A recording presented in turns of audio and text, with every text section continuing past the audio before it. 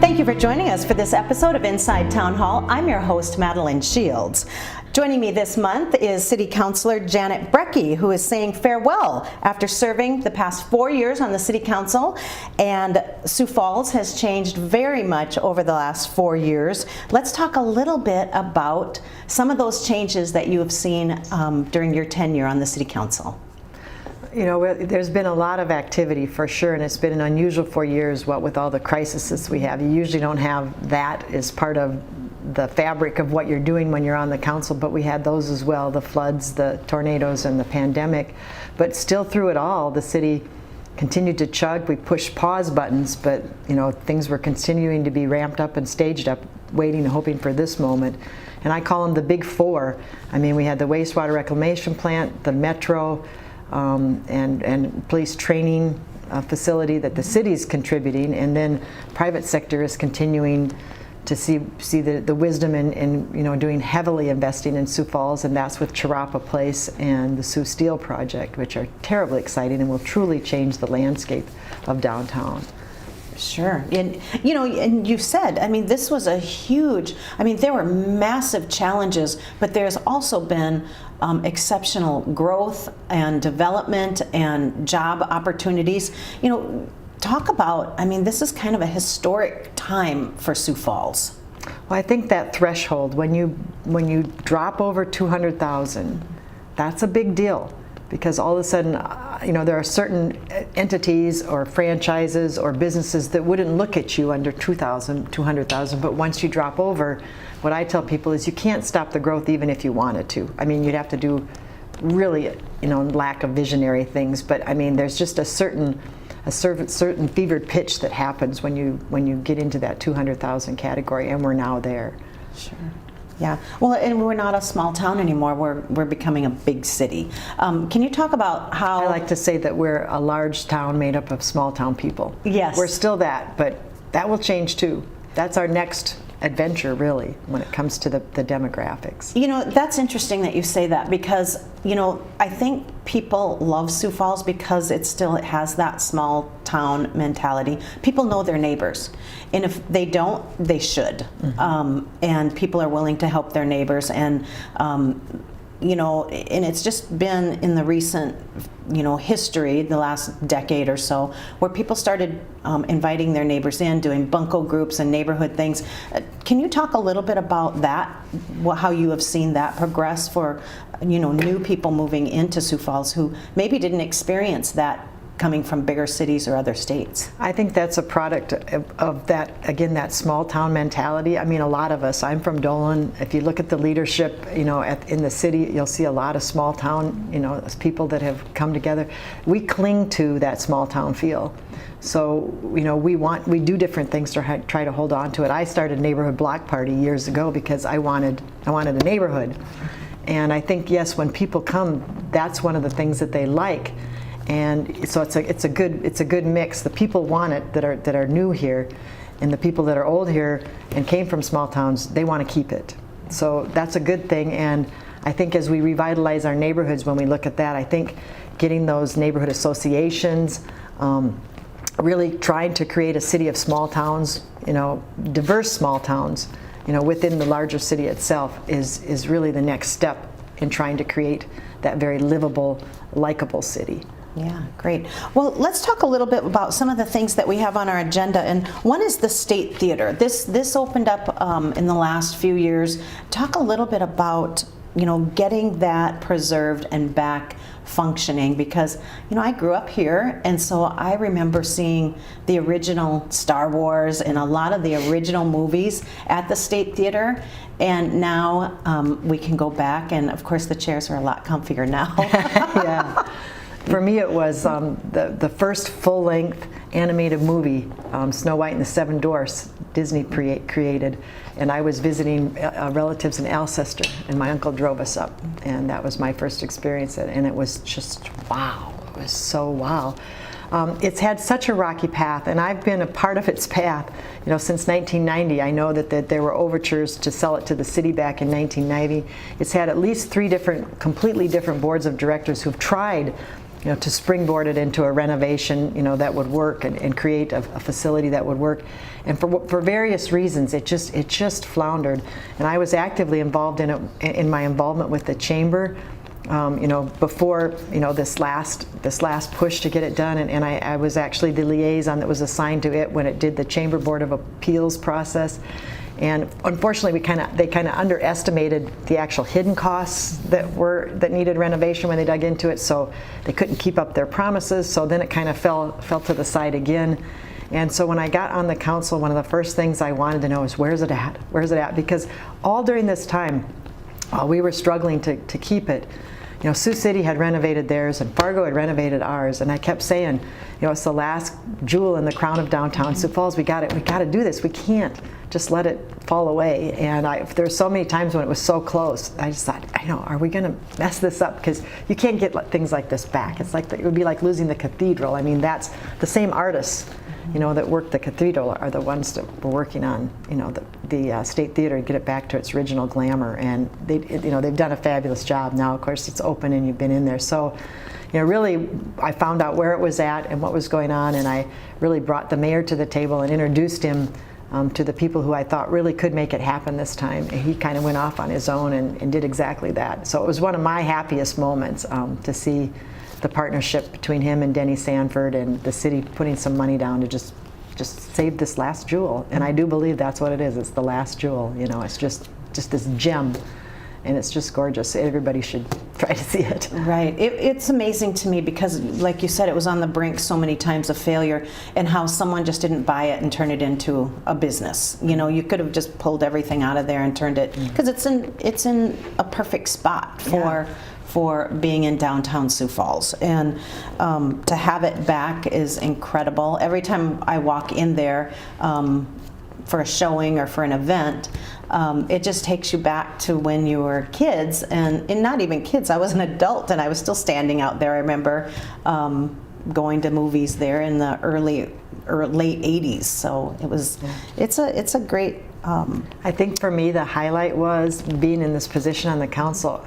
They allowed me to go up when the scaffolding was up, and they were actually Michelangelo style painting, stenciling that on there, and that is the kind of detail. I mean, if you look at it and you're only a few feet away, which I had the privilege of being, it's perfect. I mean, there's not a bump. It's perfect. It's like a masterpiece of artwork, and so to see that level of renovation to it just really warms me. I mean, we not only saved it, but it just in its most magnificent form. Sure, it's great. So, okay, let's move on to Sharapa Place. There's been a lot of construction down there. I think that's where the old zip feed mill was, the elevator, and now it's Sharapa Place. Tell us a little bit about how that came to fruition.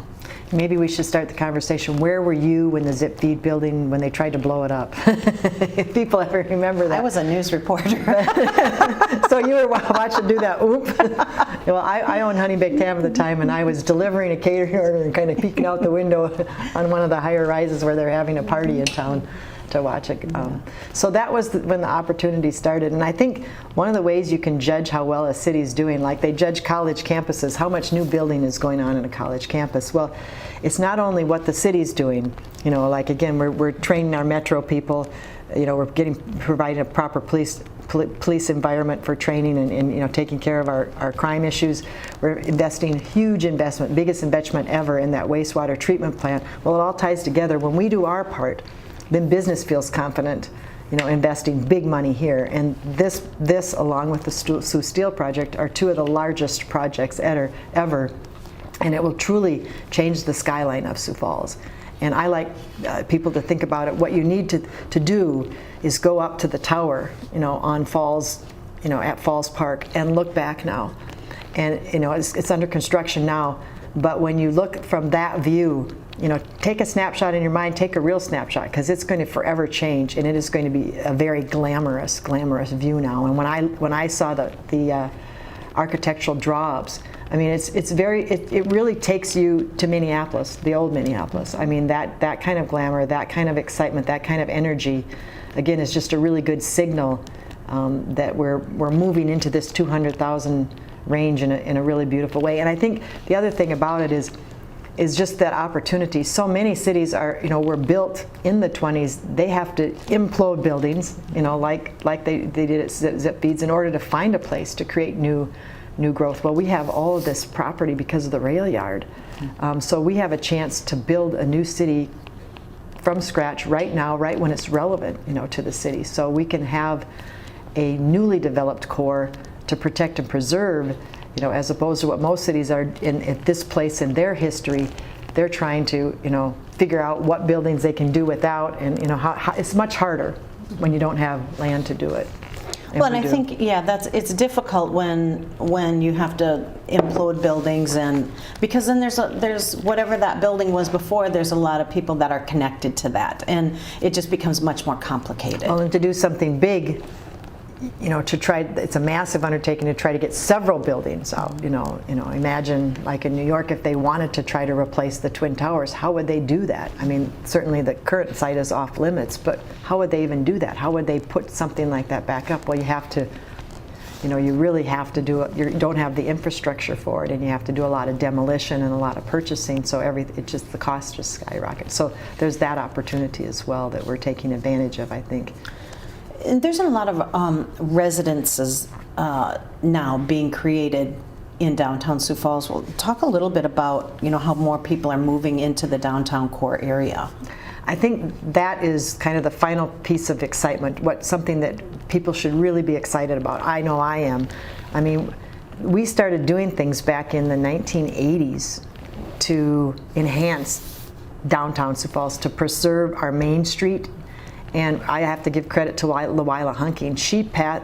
I drew it up for her, but she wanted to pass an ordinance that will allow the cafes and stuff to extend to the bump outs on downtown. Now, this was after we had an experiment with the plaza. We put it in, we tore it out because it did exactly the opposite. Instead of enhancing the small businesses, people wanted to park, so they put it. But when those bump outs were being developed, she had a vision that was similar to the Market Square in Omaha. And we were just shocked that as soon as that was passed, we just thought people would just be, there was one little vendor, one guy who did hot dogs, and we just thought he'd be bidding for that site, where people could actually bid for those sites or purchase the rights to be on those sites. And it just didn't happen. And that was sort of a learning curve when I came back. Now it's like fully developed, or fully developing, and we can't get enough bump outs down there, and there's tables and chairs and everything and all of them. Well, that was by design, but what was missing is these things kind of happen in phases. First the retail comes, then the business comes, and the final piece is that residential. When that residential comes, now you actually have a neighborhood, and we actually have a neighborhood association.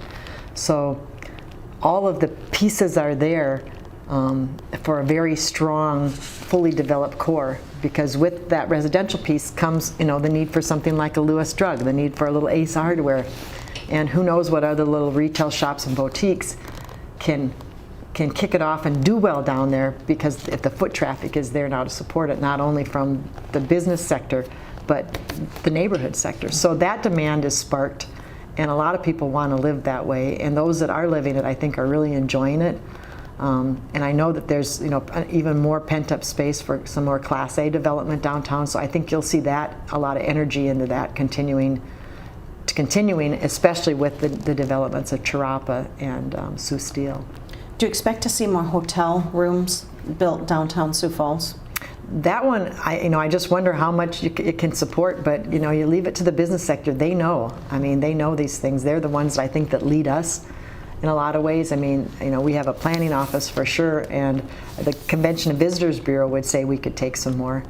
And so, don't want to talk about it much, but what many people call the lump of clay or whatever. But our failure. We had a mishap in the city, and that happened before I came there. But as it stands right now, it is an opportunity, and I do think it will fully develop at some point, and that will probably contain some more hotel space, there too. And the nice thing is that it is developable. I mean, the ramp is built, so putting something on top of it. We can think of it as phases, and there's an opportunity for a new phase and a new future for that at some point. We touched a little bit about the Steel District. Can you explain how that came to fruition with the tax increment financing and to move the rail yard? Well, the rail yard piece, kind of happened when I wasn't involved with the city, but it was something that I think had been on the books for years. I know when Dave Munson came in, he really wanted, to get, to really get that Falls to the Park drive opened up. And I know one of my last acts as city attorney for him was to get that final piece of property purchased so that that could happen.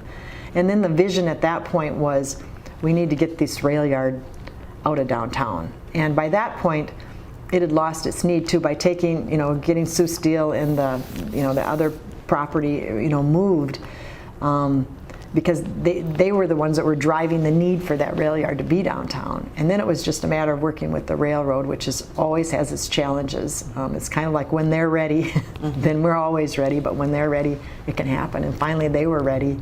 And so now I think there's a lot of excitement, and will be future excitement, because it's going to continue to free up that space. Great. And another thing you have on here is the South Dakota Municipal Band in Sioux Falls. They play. Can you talk a little bit about saving the band? There was a talk a couple of years ago where there was not enough funding.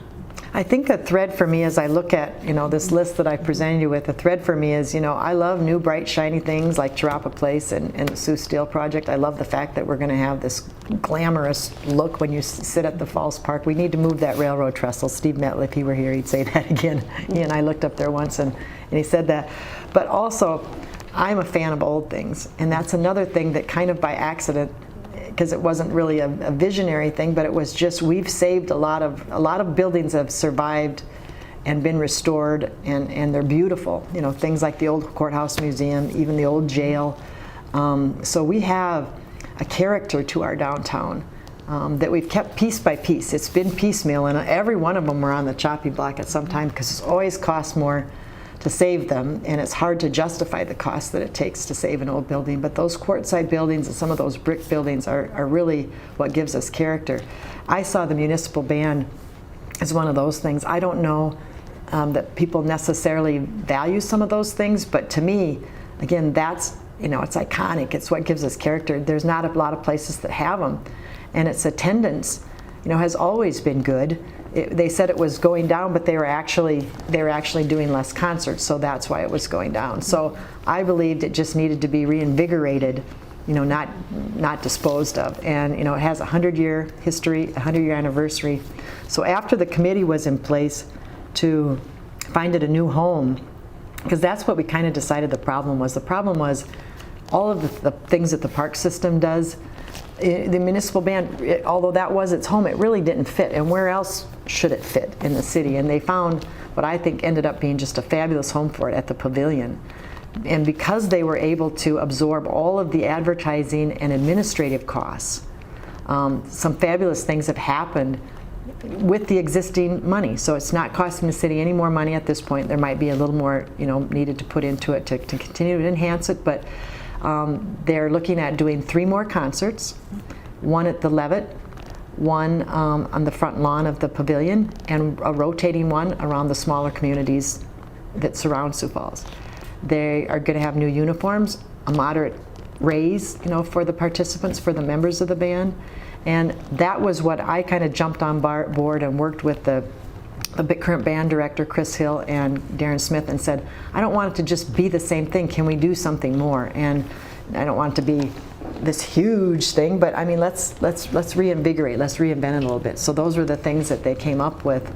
And I think those things alone are very exciting, and who knows, where they'll take it from there. The other really neat thing that happened is it really did find a home there with those creative artists. I mean, I talked to Chris Hill. I mean, they're really welcome there, and they really feel like they have a home, and they also were able to archive all of the music that was just kind of, I don't even know exactly where it was, kind of all over the place. So now that music that they purchased over the years is all preserved and archived with the Pavilion. So it's been a good marriage. So that will be their home base at the Pavilion, but they will still play at McKinnon Park, and they will play at nursing homes, and they play. So if anybody is out there is new to Sioux Falls and doesn't know what the municipal band is it's a band made up of citizens, and they have concerts throughout the summer. Do they go throughout the year too now, or no? No, just through the summer. Okay. And a lot of the members of the band are your school teachers who actually teach band. That way they get to keep their skills up.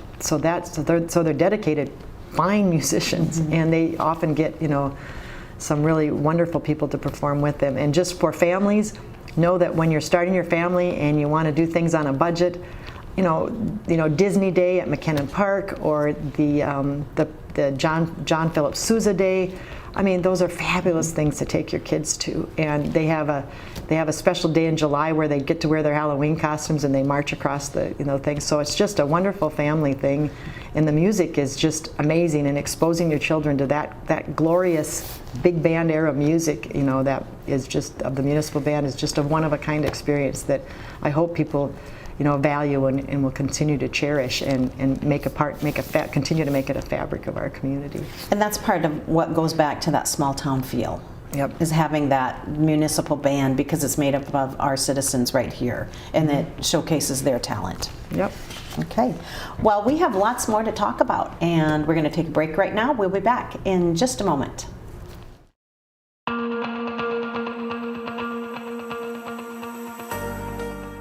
Hi, I'm Dr. Penning from Falls Community Health, here today to talk about vaping. A vape pen is a type of e-cigarette that is popular, especially among teenagers. They contain nicotine and other ingredients that can be very addictive. Although vape pens contain less chemicals than traditional cigarettes, they can still be harmful to the lungs and the developing adolescent brain. If you have questions about vaping, please contact your primary care physician or Falls Community Health. Welcome back to Inside Town Hall, where we are visiting with City Councilor Janet Brecky, who is ending her 4-year term on the City Council. And we're talking about many of the accomplishments and some of the changes that we've seen over the last 4 years to 10 years here in Sioux Falls. The Tuthill House, a lot of people didn't even know about the Tuthill House until they decided to renovate it. Do you want to talk a little bit about that? Again, somehow I migrate toward old things. Not that I don't like the bright, shiny things, but I just love old things. And so this broke my heart when it came to us that they wanted to demolish it because a tree had fallen on it and already had fallen in disrepair, and the tree just, from the tornado fell on it, and so it was brought to us on a surplus demolition order. And bless their heart, a group of citizens came forward, and I jumped right in and said, I'm in. I will try to help be a part of this resource group. And then the Parks Department was all in as well, and they have engaged in a fundraising effort to save it. I think the most important thing is we call it the Tuthill House, but we didn't realize this other extraordinary piece of history that came along with that, and that is it was actually originally a farmstead by William Howey, who came to this country when he was 14 and then married an older woman who had some money and then settled here, but he got the free 80 acres. So he was farming, if you can imagine it, without the trees and that high piece of ground. Mm-hmm. And it was a farmstead. And then the Tuthills, and so it really is, he was one of the first 4 settlers in Sioux Falls. So it really is tied directly to the very beginnings of the history of Sioux Falls. And the house itself is that house that thumbprint house that is all over this state. And I've been going home to family on the farm, and I took a trip up northwest, and I mean there's a lot of them still sitting there, all windblown and tattered, but still standing, of that same thumbprint. It's that Laura Ingalls Wilder house. I actually grew up in a house exactly the same. It was the first house on the edge of Main Street in Dolan, South Dakota. And I will tell you, it holds a 5-member family quite nicely. We only had 1 bathroom, and that was a matter of contention. But everything else, I mean, it's a nice thumbprint. I've jokingly said, when they talk about the housing thing, if you could, build a small neighborhood of those, that's a nice house. Having that upstairs, we used to play in the, in the hallway. So anyway, when we discovered it had this great history, there really became a passion to save it. And the Tuthills had actually bought it as a summer home and frequented it lived it in as a summer home with their wealth, and then they started the flower gardens up there, the Delphinias, and they're the ones that eventually donated it to the city. The thing that happened to it is it never really had a vision. It was used as a caretaker's house for years, so a lot of stories came out about there's children or grown adults now who grew up there as children, remember living in the house, remember just using it as a regular house. But no one ever sat down and said, what are we going to do with this house? They had this house, it was at the top of this beautiful place. So at some point, I think it must have been in the 70s or 80s, they just cut off the staircase, closed off the upper floor, and made it into a small venue, just a small miscellaneous venue. Well, there's dozens, if not hundreds of people who've been married there, graduations there, parties there, small parties, and it was given at a reasonable price, and it's beautiful because you can use the gardens and the grounds. So it has actually generated plenty of revenue to care for itself. There's plenty of demand for it, but we just, really, it never had a single vision. So this group came together. We're going to tell the story through placards. Eventually they're going to get placards up and photos up that actually tell the story and the history of it.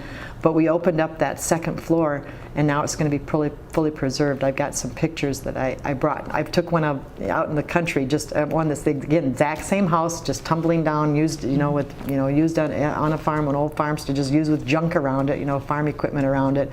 And there's many of those still standing, but so few of them are getting actually preserved. So I'm just thrilled that it's going to be preserved in the new modern look. It's just so cute. I was just in there yesterday. I want to go live in it. I want to go live in it. It's just, they've done a beautiful job of restoring it. We've got look-alike, the same windows, window frames, the oak wood floors on the, and by cutting off the top, like I told you about, it's like it was hermetically sealed. So everything, it was in really good shape. Right. In that top layer, the floors are beautiful, and there's this.